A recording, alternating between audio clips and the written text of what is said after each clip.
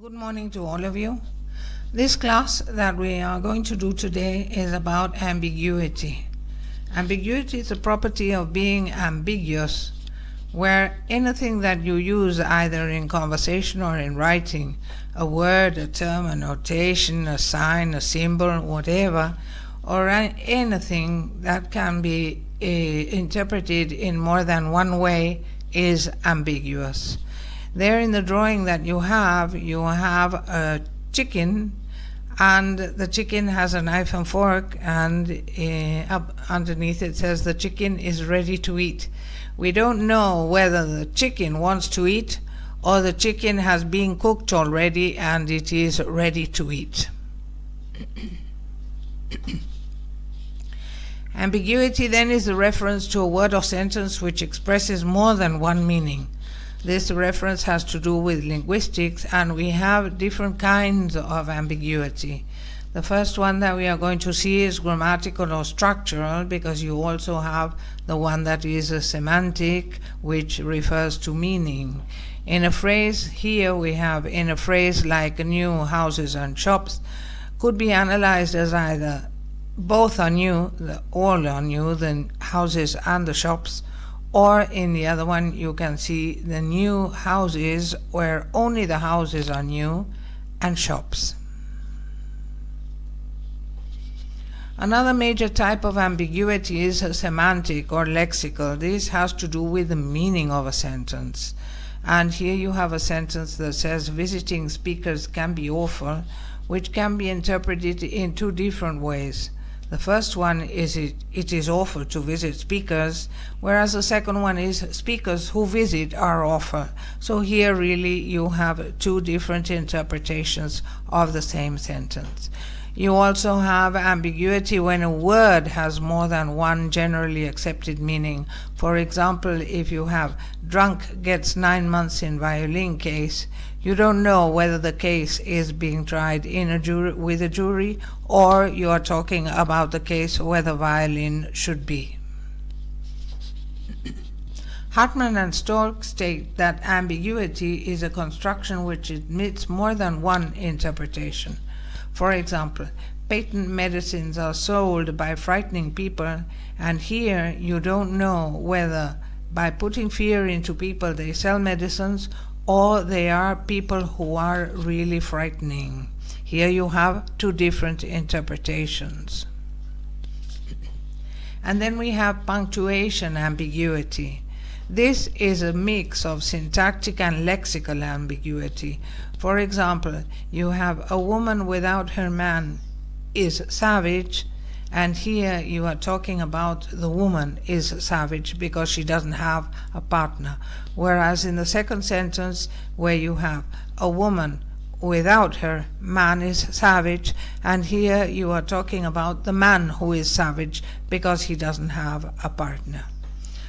And then in the picture that you have where it says let's eat grandma, and here you have punctuation saves lives, and the comma indicates that in the first one you don't have the comma, so there they are going to eat the grandma, whereas in the second one you have a comma, and so there you say let's eat grandma, and here we have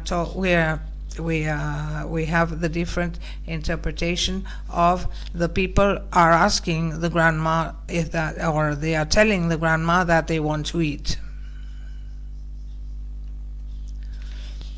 Cross-reference ambiguity has to do with pronouns, especially pronouns, because here you have a reference. The pronouns always refer back or forward to something. And here you have a good example is Bob kicked Tom and he broke his leg. We don't know whether Bob broke his leg or whether Tom broke his leg when Bob kicked him. Furthermore, we may come across other types of ambiguity based on elliptical elements. For example, if you say, Harry isn't coming to the party, tell Joe that we'll see him next week. We don't know whether this him is referring to Harry or to Joe. And in the other example that you have where it says, Sarah gave a bath to her dog wearing a pink t-shirt, and here we don't know whether the dog or Sarah was wearing the pink t-shirt. All this has to do with the pronouns.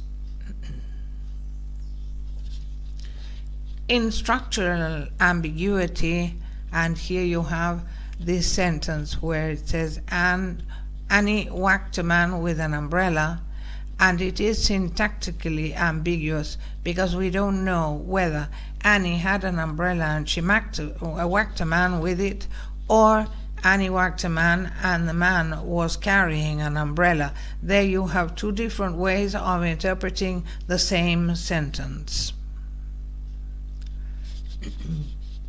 Even phrases, however, can be syntactically or structurally ambiguous, as in the expression below, the hatred of the killers, and here we don't know whether someone hated the killers or the killers hated someone.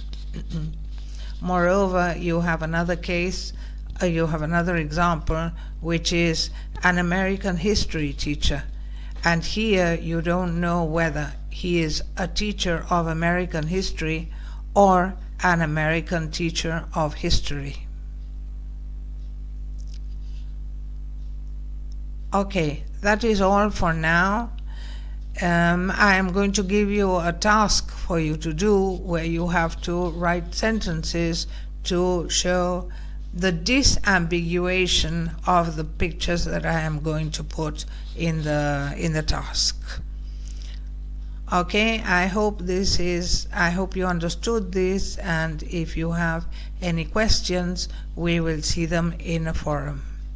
Okay.